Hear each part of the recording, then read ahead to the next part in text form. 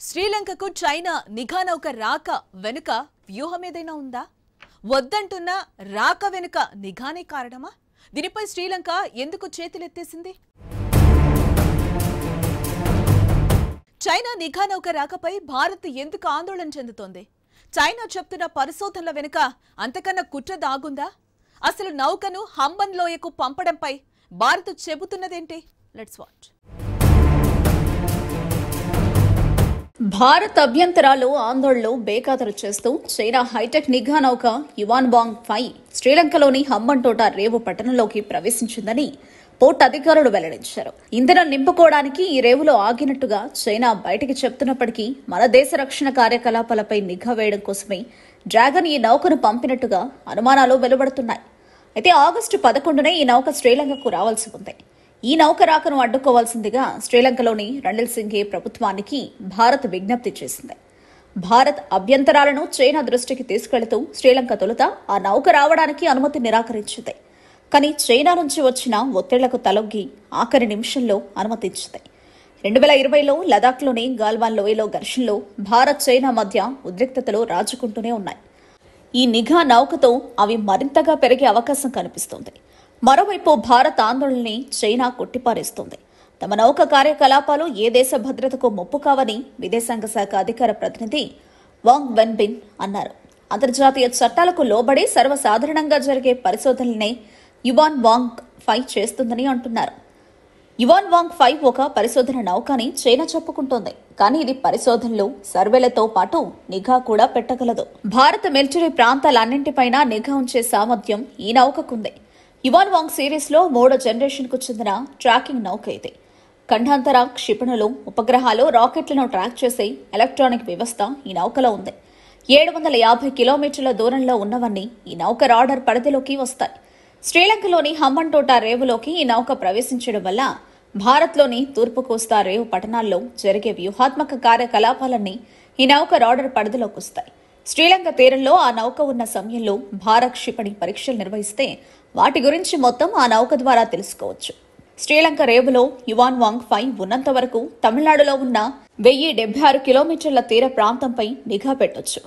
కల్పకం, కూడంకుళం వంటి అణు విద్యుత్ కేంద్రాలు ఈ నౌక రాడర్లోకి రావడం వల్ల భారత్లో ఆందోళన పెరుగుతోంది. ఇంధనం నింపుకోవడానికి హంబన్టోటాలో ఆగుతున్నామని చైనా చెబుతోంది.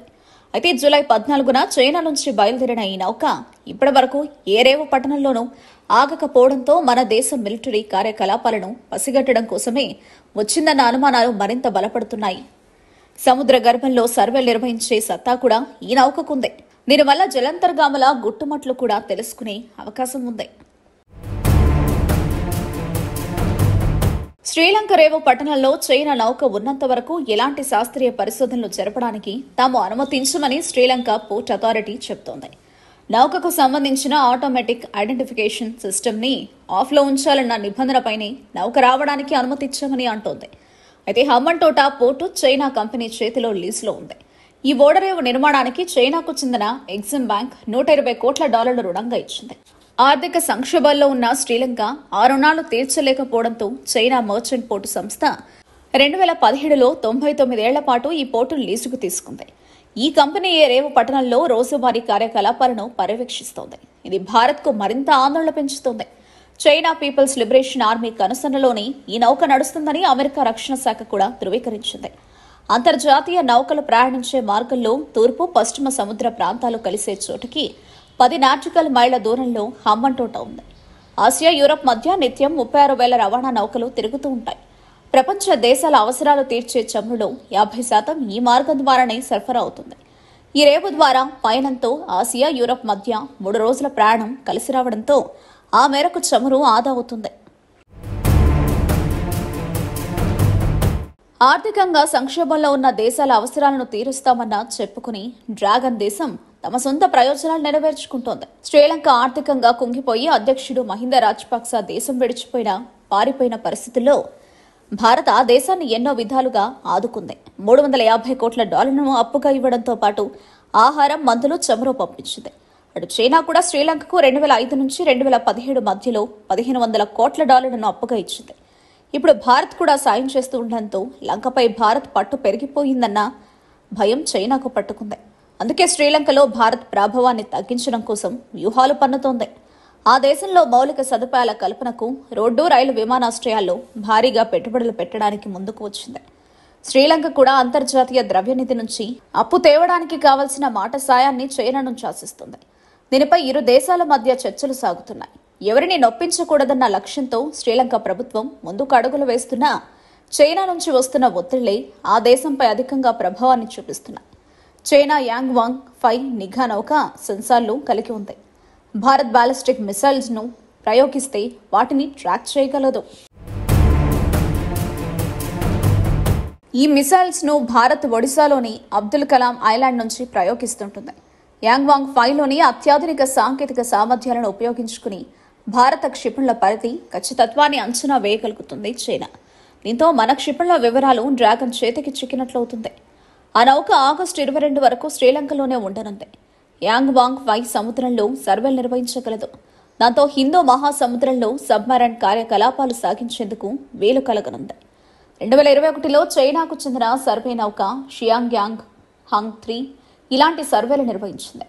2014లో చైనాకు చెందిన అణ్వాయుధ సామర్థ్యం కలిగిన నౌకను ఓ పోర్టులోకి శ్రీలంక అనుమతించింది. దాంతో భారత్, శ్రీలంక మధ్య సంబంధాలు దెబ్బతిన్నాయి. అయితే ఈసారి చైనా నౌక ఆటోమేటిక్ గా ఐడెంటిఫికేషన్ సిస్టమ్ ఆన్ చేసి ఉంటుంది. శాస్త్రపరమైన పరిశోధనలు చేసేందుకు అనుమతించడం లేదని శ్రీలంక పేర్కొంది. హంబన్టోటా నౌకాశ్రయం కార్యకలాపాలను చైనా సంస్థ నిర్వహిస్తున్న ఆపరేషనల్ సమస్యలను తామే చూసుకుంటున్నట్లు శ్రీలంక పోర్ట్స్ అథారిటీ తెలిపింది. చైనాకు రుణాలు చెల్లించలేక హంబన్తోటా నౌకాశ్రయాన్ని 99 ఏళ్ల లీజుకు ఇచ్చిన క్రమంలో భారత్ ఆందోళన వ్యక్తం చేసింది. ఆ పోర్టును మిలిటరీ అవసరాల కోసం ఉపయోగించే ప్రమాదం ఉందని ముందు నుంచే హెచ్చరిస్తోంది భారత్.